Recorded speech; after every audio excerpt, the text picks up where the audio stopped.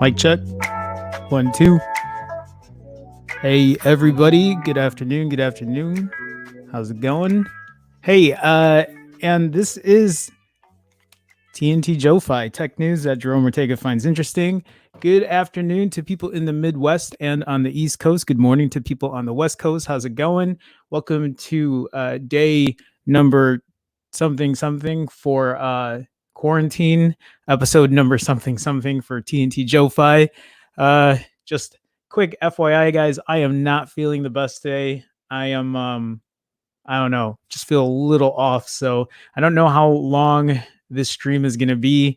Part of me is a little, I worked like 14 hours yesterday trying to work on this new camera comparison video. And then, you know, I have another channel that I do. And then I also work with a news channel. So it was a very busy day yesterday. And I think I'm feeling the effects today. Today I got up this morning and I went for a walk. And I was just like, man, I'm not feeling it. So I don't know how long this is going to go for. It just depends on how I feel. But I don't have a ton of news stories either today. But, you know, let's go through it. Let's see what's going on. But I wanted to still have this stream, talk some tech, see how everyone's doing. So again, thank you guys for joining. I see Mint Arcade in here with the A. Hey, Mint Arcade, how's it going, man? How you doing? You also asked one random question. Why, after the creation of dual-tone flash, no phone company seems to bother about it anymore? True. Low-light images with flash as of now, still lackluster. OEM, why no innovation? Hey, Mint Arcade, welcome to the stream. Welcome to the chat. Just for maybe a quick answer on that, I think a lot of these companies are trying to focus on night mode, and I don't blame them, you know, but I understand where you're coming from. That's a legit question, especially if it's something that we can provide for people for low light photography. If that's another option, that's great to use. Me personally, I never use flash. Even when I shoot with my DSLR, I don't use flash, but you know, that's That's a good question to bring up. It's a good point, also, because even though I don't use it, I'm sure there are other people that do. And yeah, where is that innovation?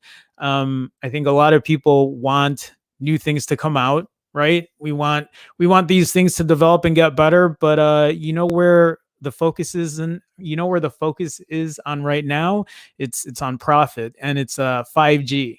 That's why there's no update for dual tone flash, or at least I'm assuming so. But yeah, so okay, here I see Brian in here too. Brian, what up? What up, Brian? How's it going, man? How you doing? Mike, simply your device. A quick hello. Keep on streaming. I am, man. Monday through Fridays, 12 p.m. Central, trying to do my thing. Trying to do my thing.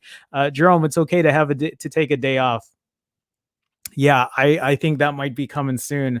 There's just a lot, with getting this new iPhone SE, which, by the way, I'm really enjoying my iPhone SE. It's not perfect, but for what it is, I've been pretty happy with it so far.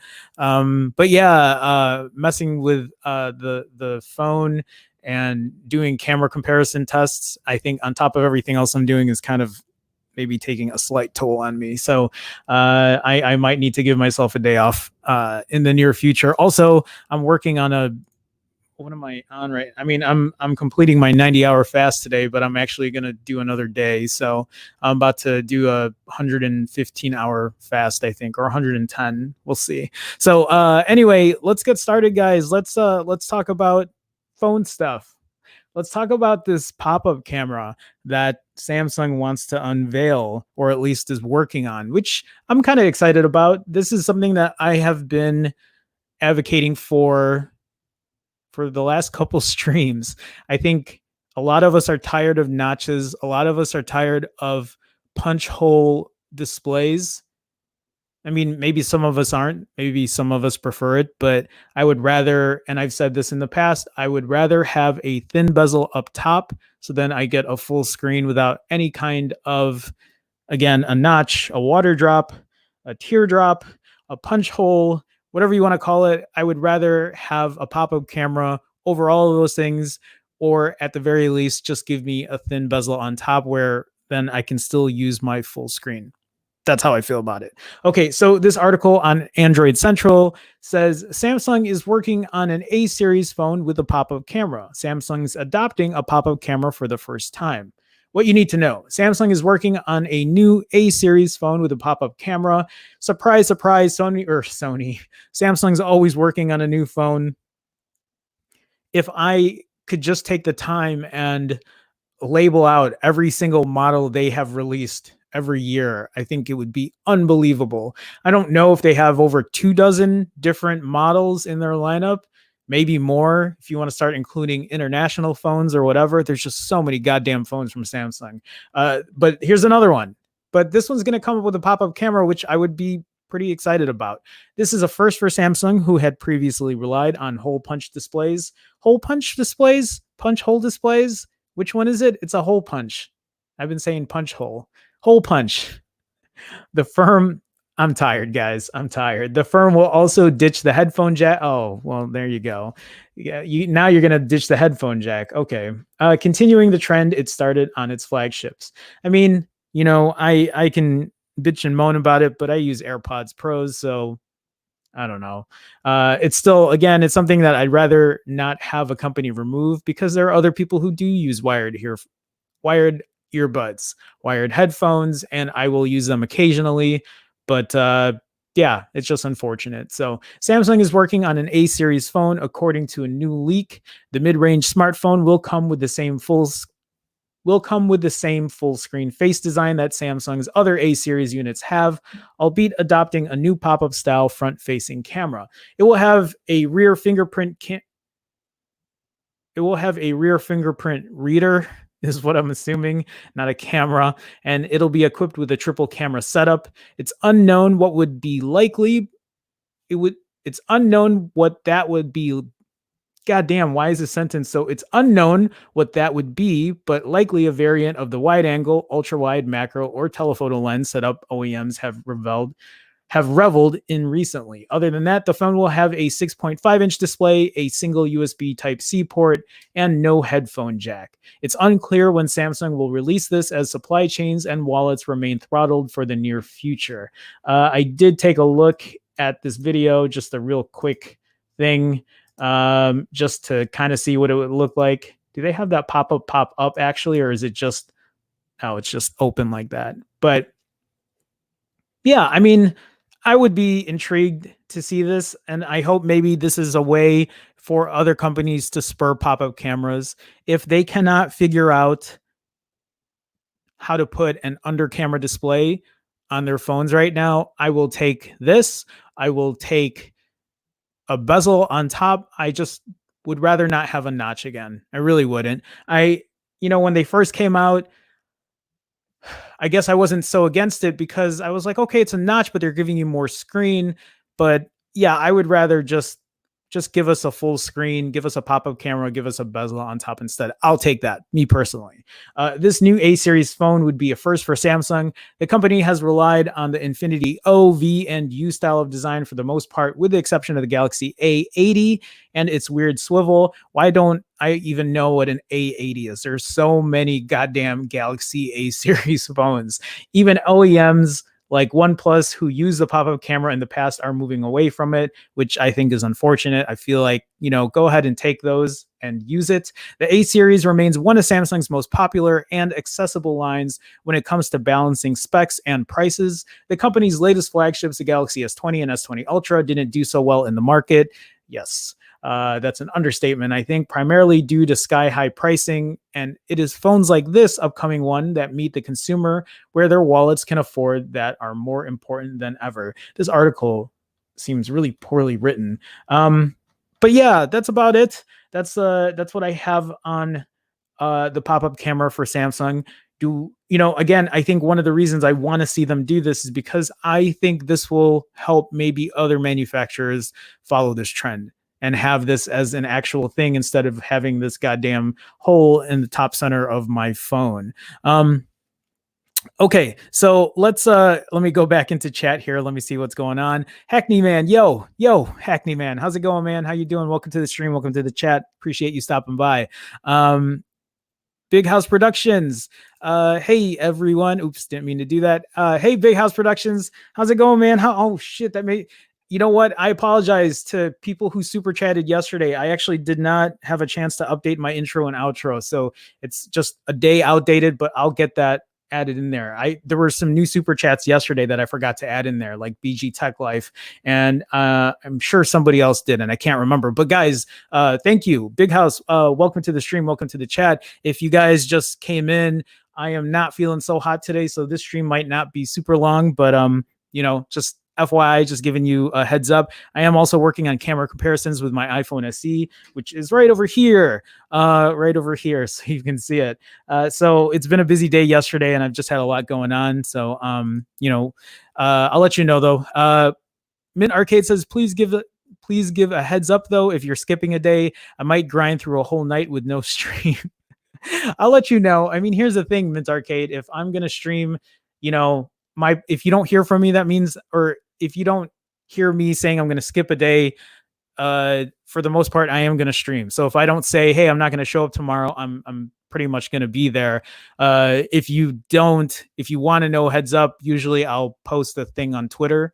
So you can check my Twitter at Phone Jerome. If you're not following me, that's usually where I say, hey, I'm not feeling it today, so I'm not streaming, but I'll let you know.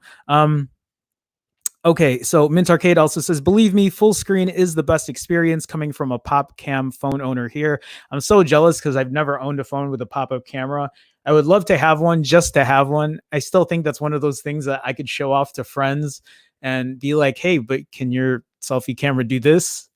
I mean, it's probably not a big deal and most people wouldn't care, but I think it's a pretty cool feature. I would like that if it would, if they had it. Yeah, Big House Productions also says, I like that pop-up design.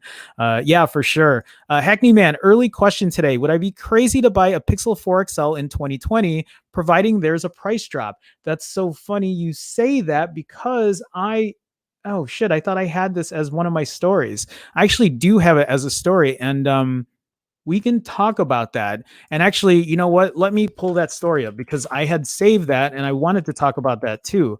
Give me 1 second here, Hackney man, because I want to pull this story up and go through it, and then I would give you my thoughts on it as well. So sorry, I can't see the screen right now because I'm trying to find the article, and here it is. So let me put it right here. Okay. So yeah, actually, you know what, Hackney man, give me 1 second, and we'll talk about that.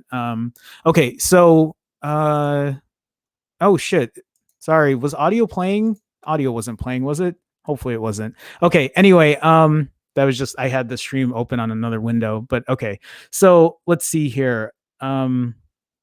Mint Arcade says just a 220 USD range Oppo phone. What Oppo phone can I get with a pop-up camera? Is there an Oppo phone I can get with a pop-up camera that I can use in the States? If there is, could you guys let me know in the chat because I would be interested in looking into it. Okay, so let's move on here. Since we're talking about Samsung, I actually want to kind of segue into more Samsung stuff. And this article is talking about Samsung's Exynos chipset.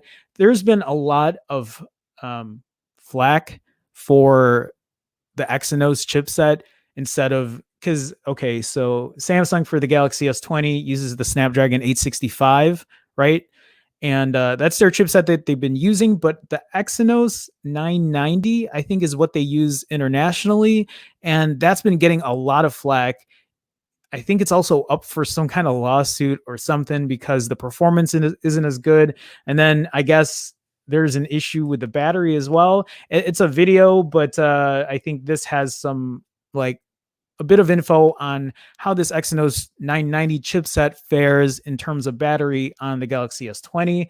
Recently, there has been some controversy surrounding Samsung's use of the Exynos chipsets in their smartphones. This is because, according to benchmarks and user reports, it seems that the Exynos chipsets simply quite aren't as powerful compared to the Snapdragon variants. Which is why are you guys putting those chipsets in there if they can't compete with the Snapdragon variants? Is it because you guys are forced to and you can't use Snapdragon chipsets internationally? I don't know the full details or the red tape, like the red tape shit that's around it. Given that customers pay the same price for the phones, we get why some might be upset. Yeah, I would be upset too. If I pay the same price for a phone and I'm getting a different chipset that's inferior, I'm not going to buy it. If I knew it was going to be inferior, why? Why am I going to waste my money? I'll just find a way to import, but if I can't even use the bands on it properly, so, I can use my phone as a phone, then fuck it, I'm not going to use it. Unfortunately, if there was ever a case for Samsung to stop using its Exynos chipset, a recent battery test conducted by PhoneBuff has revealed that the Exynos chipset simply aren't as efficient compared to the Snapdragon. So it says here, the battery test pits two Samsung Galaxy S20 Plus models against each other, where one model is powered by the Snapdragon 865 and the other powered by the Exynos 990. Right off the bat, the Exynos quickly falls behind the Snapdragon and is constantly at a lower percentage throughout the test. The Exynos version of the Galaxy S20 Plus was the first to hit 0%, while the Snapdragon model remained alive at 11%. So again, another con for the phone. Now, we should point out that your mileage may vary, obviously, depending on how you use the phone, but at the same time, the difference in battery and performance between the two models simply cannot be ignored. So yeah, why am I going to pay the same price for a Galaxy S20 or an S20 Plus or S20 Ultra or whatever if the chipset is also not if the chipset's not only going to have weaker performance but also a weaker battery life, worse efficiency? Just why? I wouldn't spend that money then. And if you did get one, or if you're still in that return window, I would return it and just be like, no, and if anyone asks why, then just be like, hey, I want the better version. This one is inferior. I don't know. I just don't waste your money, right? Plus it's a lot of money to begin with. Yeah, so I don't know. Okay. Let's continue on here. Mint Arcade says if you're importing, there's plenty of options and all are unlocked. Yeah, maybe one day, DM me or something. Give me a couple options because I've always wanted to maybe spend some money on a Xiaomi or a Realme or an Oppo or a Vivo or whatever other phones are out there just to see if there's something that can compete, especially if I know I can mod it. If I can throw a different ROM on there, I think it's something I might try out. Give me a price range. Perhaps I can help you identify a good one. You know what? If you can find something that has a good, maybe a Snapdragon 845, but like at a, I don't know, even at a $200 I mean, like, I'm even talking about used at this point. I don't know. I just want to see what my options are. I am looking at something that's at least a Snapdragon 845 chipset or, a Snapdragon 855. That would be great too if I could find something just so I can see if I can get a good phone that has good specs and then just mod it myself and put like a clean version of Android on it. I would be open to spending the money on that. But yeah, I appreciate you taking a look, Mint Arcade, because I don't know if there's something out there that would be worth my money. Yeah, we'll see. So again, guys, thank you for joining. Thank you for joining the stream. If you guys haven't already, please feel free to like the video. Liking the video helps me in some kind of algorithmic way. I think if it at least helps people find my stream, that's great. And then we can talk and chat and engage in the community and all that great stuff. So yeah, okay. Next Samsung story, because I feel like we might as well talk about Samsung since I'm here already. This article from GSM Arena. We just talked about how the Samsung Exynos 990 is not proving to be such a great chipset, but there is this article from GSM Arena that's saying that Samsung is now working on an Exynos 992 chipset for the Note 20 lineup. According to a report coming from a fairly reputable source, Samsung is working on revising the Exynos 990 chipset so it can better match the Snapdragon 865, and the new version will be used in the Galaxy Note 20 family. That sucks, though, that these guys who are stuck with an Exynos 990, they're not getting the benefit of the money they spent for their phones, for how much they've paid for their phones. It's a shame. If everything goes as scheduled, Samsung will unveil the Galaxy Note 20 series in August with the Exynos 992 on board, an improved version of the Exynos 990, likely based on Samsung's new 6-nanometer manufacturing process. I mean, I just, how are you going to have faith in buying this now? Buying this Exynos 992? Who's going to have the faith to buy that after knowing how the 990 has fared in the Galaxy S20 lineup? I mean, maybe there are some people who don't care, but for us kind of tech enthusiasts, it's not the best news to see. It would sway me from buying an Exynos chipset after seeing, I mean, I don't want to call it a debacle, but it just doesn't seem very positive right now. So the Galaxy S20 series phone sold outside of South Korea, the US and China are powered by the Exynos 990, and they faced user backlash when they were found to have increased power consumption compared to the Snapdragon versions. This would also explain why we found the Galaxy S20 and S20 Plus to be running fairly warm under load. Anyway, the Exynos 992 will also sport improved architecture, which would enable even better performance compared to the Snapdragon 865. That has yet to be seen, and considerably lower power consumption, and perhaps units sold in Korea will be running the new Exynos 992 too. Another reason for the development of the Exynos 992 is the possibility of Qualcomm launching a Snapdragon 865 Plus. Then Samsung is forced to improve its Exynos 990 design, so there won't be a bigger gap between the Exynos and Snapdragon powered versions of the Galaxy Note 20.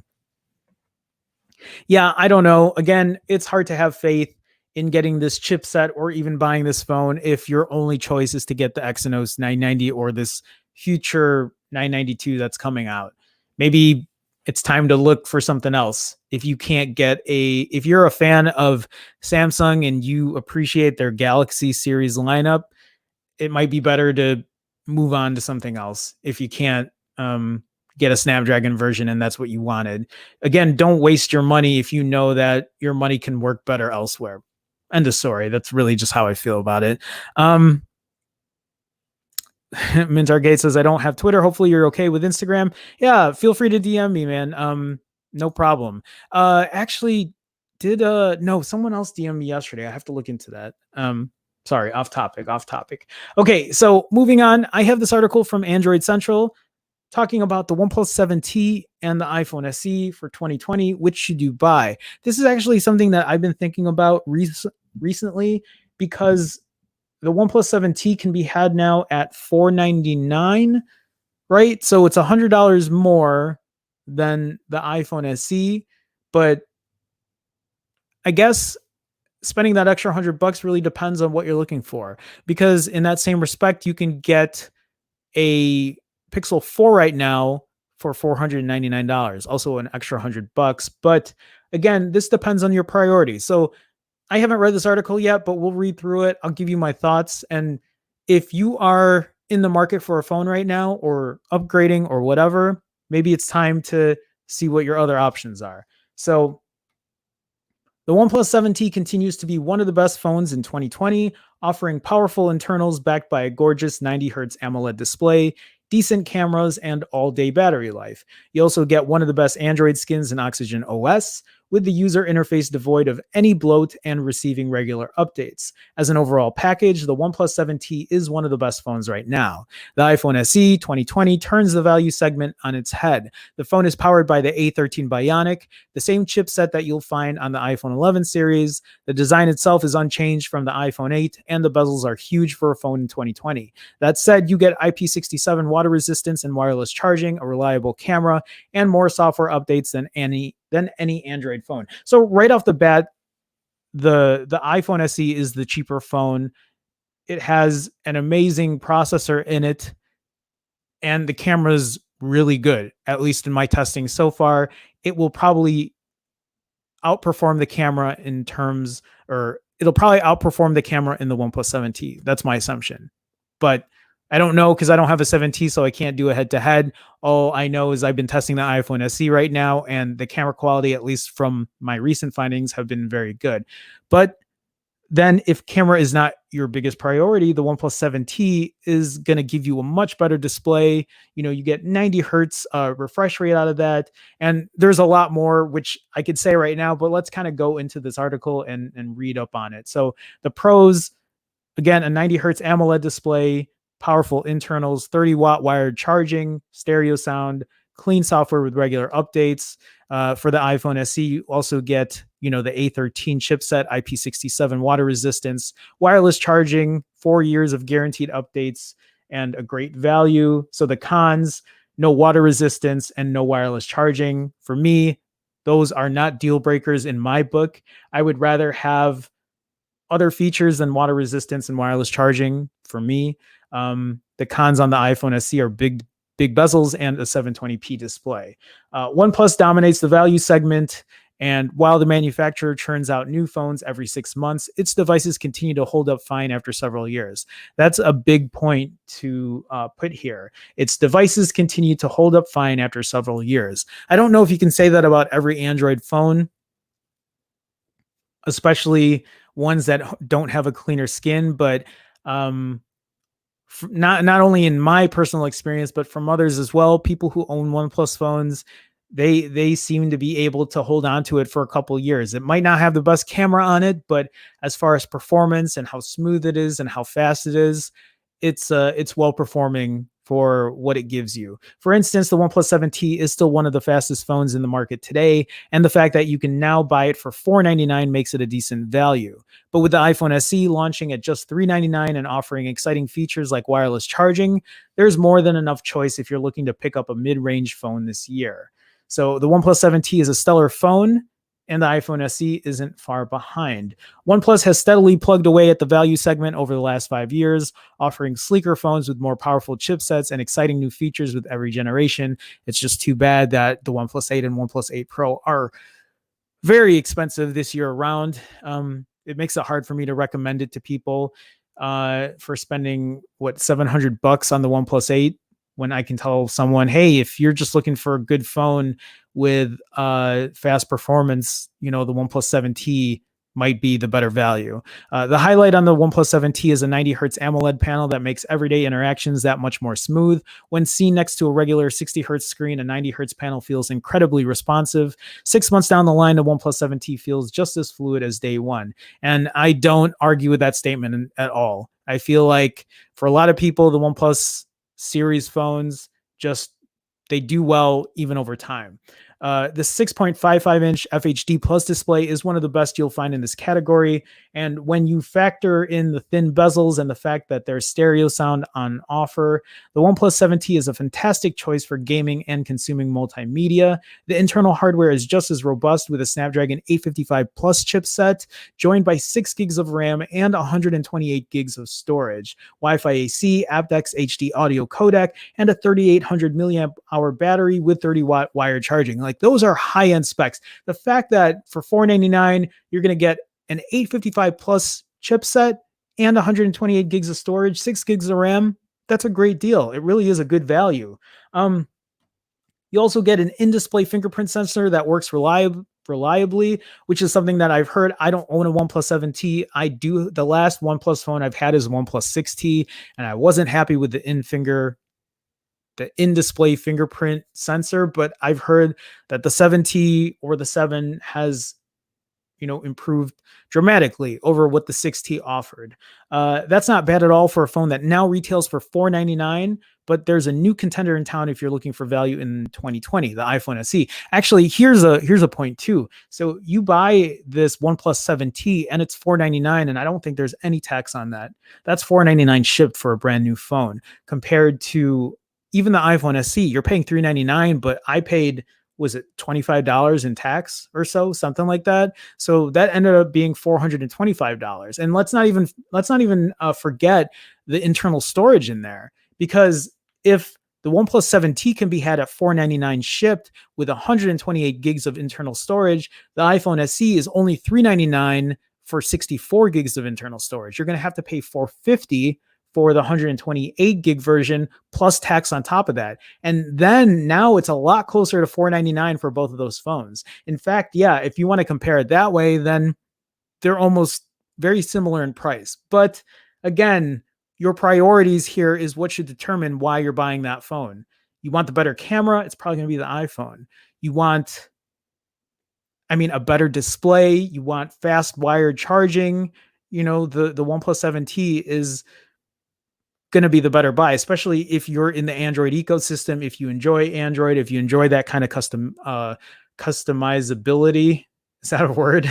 I don't think so, but you know what I'm saying. The OnePlus 7T is probably the better deal. The iPhone SE retains the same design as the iPhone 8, which is very outdated, guys. And I am a bit turned off by that design, but at the same time, even for such a small display, I've been pretty happy with the overall experience. I'm not going to lie. The phone is powered by the A13 Bionic chipset, the same chipset that's used in the iPhone 11 series. It is the fastest mobile chipset in the world right now, beating out Qualcomm Snapdragon 865 and last year's 855 Plus with considerable ease. Here's the thing, though, is I think for most people, you're not going to notice that performance gap. When I use my OnePlus phones, or when I use my Pixel 4, I don't think the performance on it is so bad that it makes me want to sway away from my Pixel 4 and use my iPhone 11 Pro. That's not why I sway away from it. I sway away from it because my iPhone 11 Pro still gives me a better camera experience than my Pixel 4. And that's why I stick with that a lot more, but that's a different story. So the fact that you can now get it on a $400 phone is truly mind-boggling. The phone wins out in other areas as well. You get wireless charging and IP67 dust and water resistance, two features that are generally limited to flagship phones that cost over $1,000. Wireless charging is a big deal in particular because you just don't find many Android phones for under $600 that offer the feature. Again, that's really relative to how often you use those features, if those features are really that important to you. For me, they're not. Again, they're not deal breakers for me, but they might be for some, and I understand that. OnePlus introduced 30-watt wireless charging this year, but it is limited to the $899 OnePlus 8 Pro. You get 64 gigs of storage on the base variant of the iPhone SE, with the 128 gig model retailing for $450. Because the phone is using a design from 4 years ago, you get massive bezels around the screen, a physical home button, a touch ID button for biometric authentication instead of the newer Face ID, and a 720p panel. Having said that, other than the bezels, the rest of the issues don't really matter on the phone. The fact that you get a 4.7-inch screen means a 720p resolution isn't too bad, and a physical home button actually ends up being a useful addition. Yeah, especially right now when people are wearing face masks. It's something that I've noticed when I'm driving around, or if I'm in the city and I have my face mask on. I can't unlock my phone without putting my password in now, but having an iPhone SE, it's nice to have that fingerprint reader. Again, that really depends on the person. You get a single 12 megapixel camera on the iPhone SE, with the OnePlus 7T offering 3 cameras on the back, a 48 megapixel primary lens joined by a 12 megapixel 2x zoom module, and a 16 megapixel wide angle lens. You miss out on the versatility of the wide angle and zoom lenses, but the main camera on the iPhone SE takes photos that are just as good as the 48 megapixel module on the 7T. Are they just as good, or is the iPhone SE better? I've heard the 7T's camera is pretty decent. I'm sure it's even better when you throw Gcam on it. This is something that I feel like I have to say in every time I talk about these camera phones, but I would love to test out how well a 7T works versus an iPhone SE. If I had the 7T, that would be a great camera comparison. But yeah, I don't know. I'm sure someone's going to have a camera comparison out there for it. How good is it going to be though? I don't know. I only trust my own camera comparisons, to be honest with you. The iPhone SE also has 18-watt wired charging with a 5-watt charger bundled in the box. Sure, the OnePlus 7T wins out in this area with its 30-watt wired charging, and you also get 128 gigs of storage as standard, but the chipset ends up being a huge differentiator for the iPhone SE. The fact that it is one of the very few compact phones with high-end hardware makes it an attractive option in 2020. I don't want to call it a huge differentiator because, again, I think the OnePlus 7T is going to give you great performance, and for most people, I don't think they're going to notice any kind of performance gap. I really don't think so. There's another standout feature on the iPhone SE. Because it's using the latest A13 chipset, it's eligible to receive software updates for several years. I mean, you got to give Apple credit for that. iPhones generally receive iOS updates for 4 or 5 years, and that will be the case on the iPhone SE as well. The first gen iPhone SE got 4 iOS version updates, so it's entirely likely that the iPhone SE 2020 will do the same. Imagine buying an iPhone SE right now for $399 and knowing that you might be able to get that updated for all the way up until 2025. You might be able to hold on to that phone for 5 years, and I can't say that about a lot of Android phones. I really can't. I'm trying to think in my head. I mean, I think the only ones that would hold up are probably OnePlus phones, I think. I mean, maybe Pixel phones, but I haven't used an older Pixel phone in a while, but yeah, maybe those still hold up. I mean, I do have a Nexus 6P, but that doesn't hold up. It really does not hold up anymore. I mean, that phone is much older at this point, but yeah, it's just crazy to know that some of those hold up a lot longer. I mean, I'm talking about my MacBook Pro that's from 2015, and that's still really usable. I mean, I know that we're talking about laptops here, but it kind of you got to give Apple some credit. You got to give them some respect for their longevity of their devices. And yeah, I mean, maybe if you want to talk about bang for the buck, it depends on how long you're going to have that phone for, right? Or that device for. Maybe that's where the real bang for the buck is how long do you plan on holding on to that phone? And is it going to be worth your money years down the road? We can apply that same kind of logic to cars, right? I mean, there's a reason people buy more reliable cars because they know they want to hang on to it for 10, 12, maybe 15 years. And they want to know that they're not going to be spending money on maintenance. But you know what I'm getting at. I mean, really, it's everyone has their own specific use case. And I think for a lot of people, some people are just planning on having their phone for 2 years. And if that's the case, then yeah, then, factor those options out. But there might be some people who might be wanting to hold on to their phone for as long as possible. I think my cousin still has a Nexus 5 and he still uses that as his daily. And he has no intention of swapping out that phone until it dies. So again, it just depends on the person. When you factor in the hardware on offer and the fact that you're guaranteed updates for a lot longer than most Android phones, the iPhone SE ends up being one of the best options you can find at $400. I think I said really what I wanted to say here. It's hard for me though I'm not going to read this entire, well, it's almost done anyway, but I'm not going to read the entire thing. I think really what I'm trying to say at this point is if you are looking for a phone that's not an iPhone and your price range is between, let's say $400 to $500, you can get this OnePlus 7T for $500 right now. And you'll get double the storage than what the iPhone SE gives you, right? You'll get 128 gigs of internal storage. You're going to get that Snapdragon 855 Plus, which is still an amazing chipset to use. You're probably just not going to have the same camera experience. I could be wrong. I haven't used the OnePlus, I haven't used the OnePlus 7T, so I could be wrong on that camera experience. I'm sure it's still a decent camera. I just think the iPhone SE would probably give it a run for its money at that price point. I think that's all I really have to say about that. So, yeah, just depends. And actually, you know what? I should switch over then, and we should talk about, since we're on the topic of versus iPhone SE, we should probably talk about the Pixel 4. And I'll go back to Hackney Man's comment in here. Sorry guys, I'm tired today. I'm really tired today. Okay, let's let me see here. Let me go into chat. I don't know when Xiaomi is good at anymore, as price competition is very fierce nowadays, but I believe Poco still has it unique place right now. Yeah, I've heard good things about Poco phones. I just don't know much about it. Maybe something I'll take a look at. Critic is critic. iPhone shit extended. I don't know what you what are we talking about here? Was it something I said? I don't know. Critic is critic. I don't think I've seen you in the stream before, but thank you for joining. Thanks for engaging in the chat. Maybe expand on that, or maybe tell me what I'm missing out on. I'm not sure what I read or didn't read. Big House Productions says, I have the Redmi Note 9 Pro and the Mi Max 3 that I'm watching the stream with, a 6.9-inch screen. How do you like those phones? Are those pretty good? You should let me know. Just maybe something I can take a look into. Brian says, I think the OnePlus 7T is a better value than the iPhone SE 2020. Fair enough. I mean, I think so. I think it is too. I really think it is, especially if camera isn't your top priority. I think the OnePlus 7T is probably the better value for that. Camera is more versatile, plus Gcam. True. I mean, you get wide lens, you get telephoto.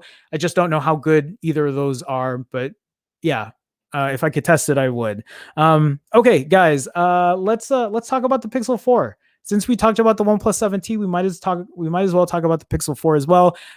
Real quick before I get into this, just want to thank everybody for joining the stream. If you guys haven't, please feel free to like the video.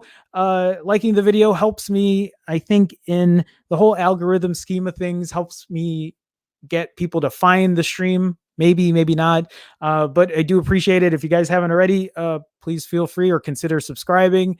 And yeah, say hi in the chat, say what's up. Let's see what's going on with everybody joining the community. So let's talk about this article though.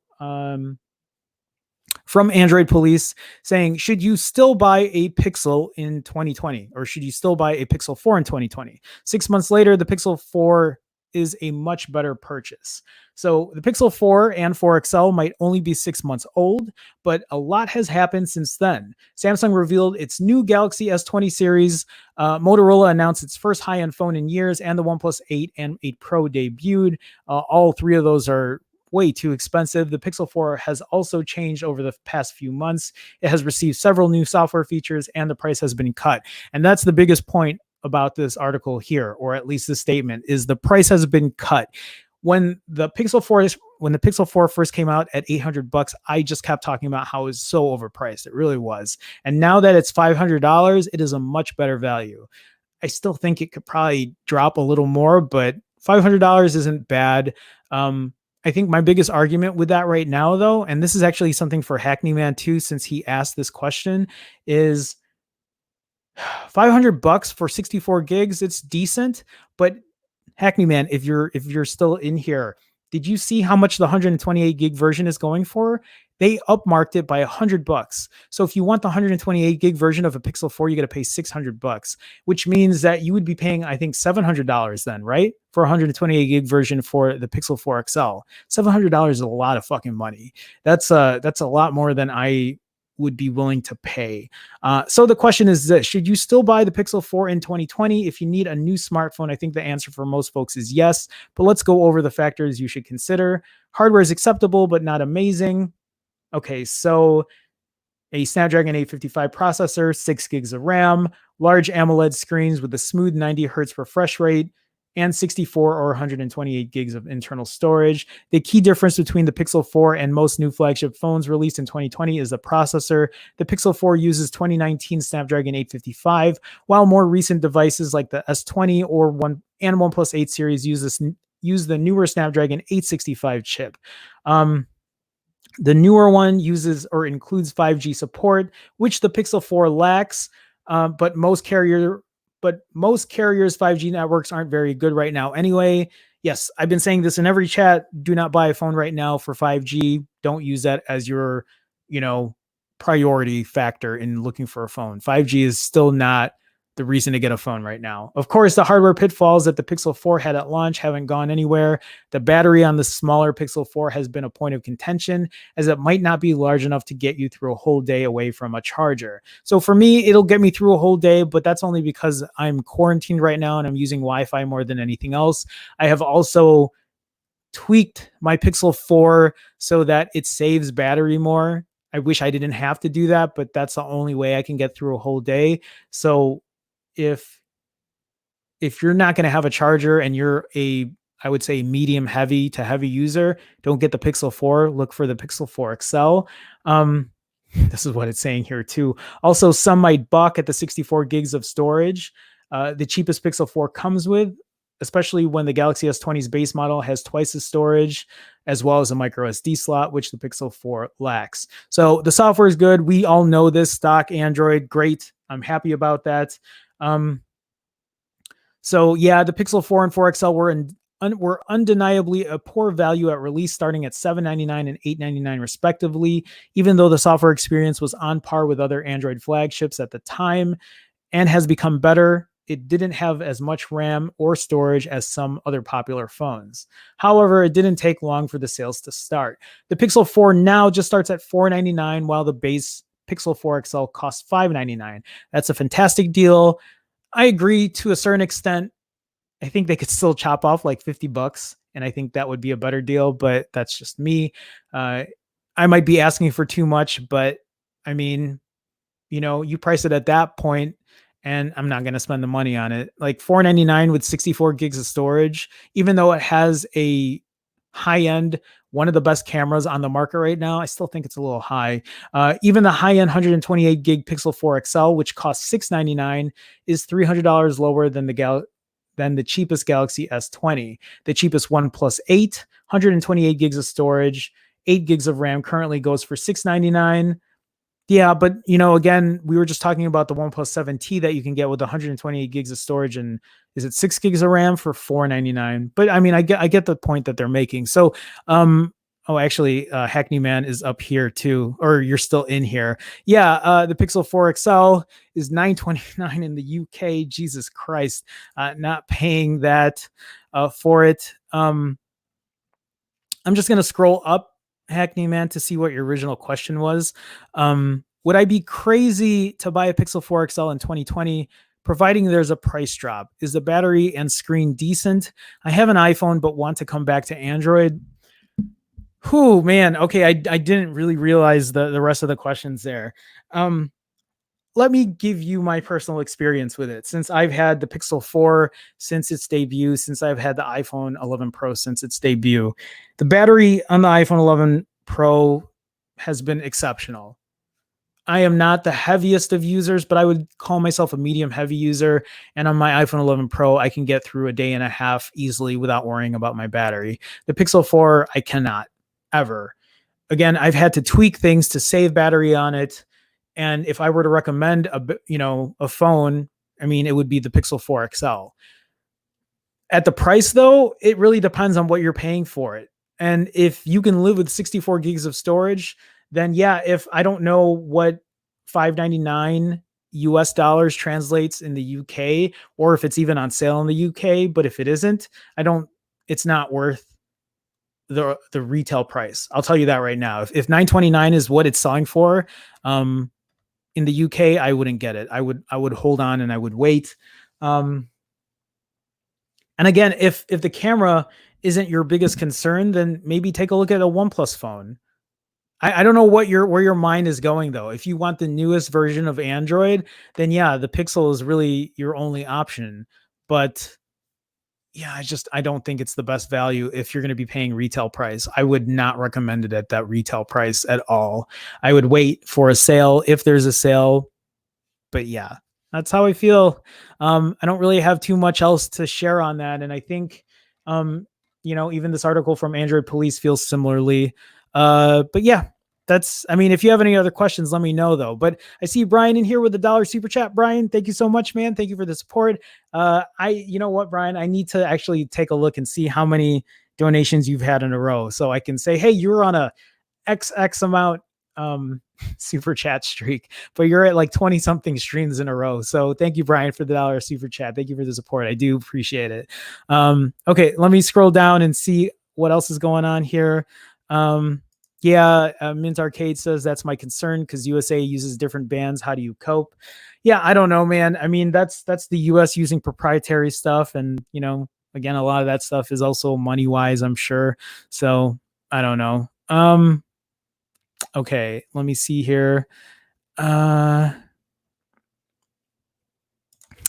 Ryan says if they give us the 765 chipset and charge us over 550, RIP Pixel. Yep, I agree. I still think that the 765 should be right at $500 and it should have a superior camera that will beat the iPhone 11, that will beat the iPhone 12. If it doesn't, Google's going to have an uphill battle to go on. Big House Production says AT&T works great in my area. Other than that, I'm always on Wi-Fi. Yeah, you were saying you don't lose signal, so I'll have to take a look at those phones. I'm on T-Mobile, so it should be pretty similar. I'm assuming. So Hackney Man says, yeah, I'm going to wait for a sale. Yeah, please wait for a sale. Don't buy that at full price. Don't buy that at full price. Hopefully a sale comes out there in the UK. I would not spend the money on that right now. Yeah. So, okay, let's move on here. I have 3 stories left. I don't know if I'm going to go through all of these. Actually, I wanted to bring this story up, which is something that Brian actually sent me.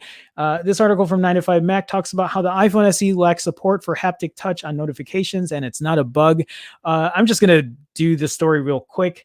This is actually a feature that on my iPhone SE, you know how you get that haptic touch when you long press on an icon in the home screen, so it shows you other pop-up features or whatever. It does not do that when you get notifications. And I didn't know that because I actually don't use that when notifications come, but I thought it would be interesting to talk about. I don't know why they didn't include it. Much like the rest of Apple's modern iPhone lineup, the new iPhone SE lacks support for 3D touch. While Apple has replicated some of the 3D touch features with haptic touch, there's one key functionality missing on the iPhone SE: expanding rich notifications. Apple moved away from the pressure-sensitive 3D touch feature starting with the iPhone XR.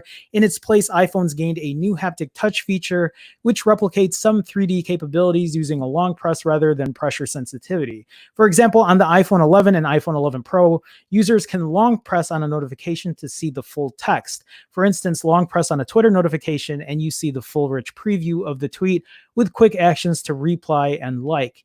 It's this functionality that's inexplicably missing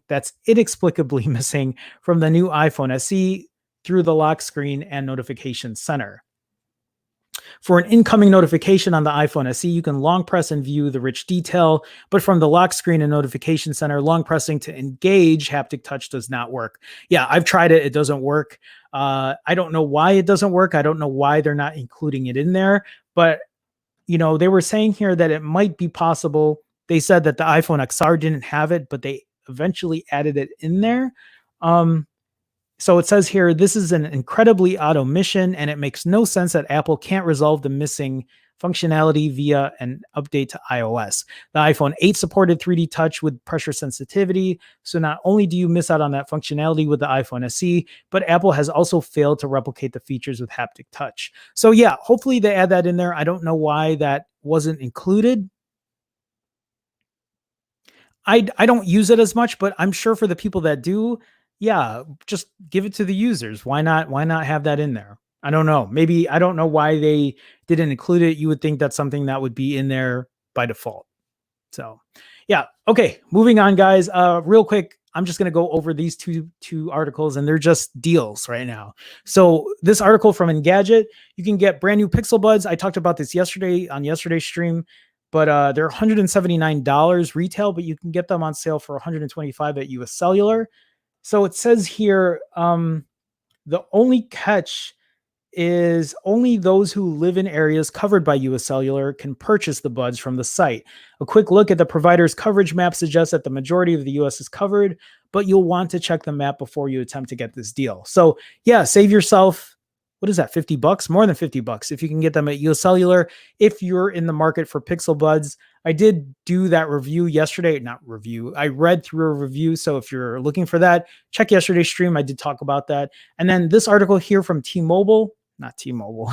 T-Mobile will sell you the OnePlus 8 for half off. So if you were in the market for a OnePlus 8, you might be able to get it at T-Mobile for half the price. There is a catch on here too, just like everything else. To take advantage of the half off offer, you'll need to either start a new line of service with T-Mobile, either a new service with the carrier, or add a line to your existing service, or trade in an eligible device.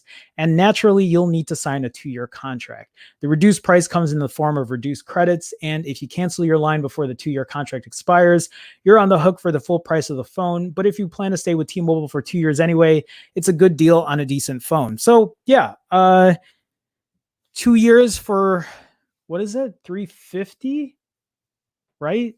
Is not bad. Just know that you're going to keep it for 2 years. Just something to look at. Just wanted to give those deals out there to you guys, just so you know what's out there. And I think that's it, guys. Again, I'm not feeling so hot today. So, I did go through almost an entire hour, which I'm happy about, but I do want to thank everybody for stopping by. Let me just go through chat real quick just to see. Yeah, you guys are just talking about bands and stuff. So yeah, I think I'll leave it there, guys. I do want to thank everybody for stopping by. If you guys came in late, I'm sorry. You guys can watch the replay squad, right? Like, feel free to watch the stream over again. Otherwise, I do stream Monday through Fridays at 12 p.m. Central. I do want to thank everybody for stopping by, for joining in the chat, for engaging, for talking with the community, for asking questions. And hopefully I answered questions that you guys were looking for answers for. Hopefully, and if you guys have other questions, we can always talk tomorrow or another day. Hopefully I'm feeling better tomorrow, but I'll leave it at that, guys. Thank you again. I will have camera comparison videos coming out soon. Maybe today. It rained all day yesterday and it fucked up my plans for doing my next camera comparison video, but today's better. So I might go out and do that. Just depends on how I'm feeling. Just again, I'm not feeling so hot, but yeah, I think that's it, guys. So tomorrow, 12 p.m. Central, catch me on here, TNT Joe-Fi, all these other words. I'm hitting play now, so I'm saying goodbye. I'll see you guys tomorrow. Take it easy.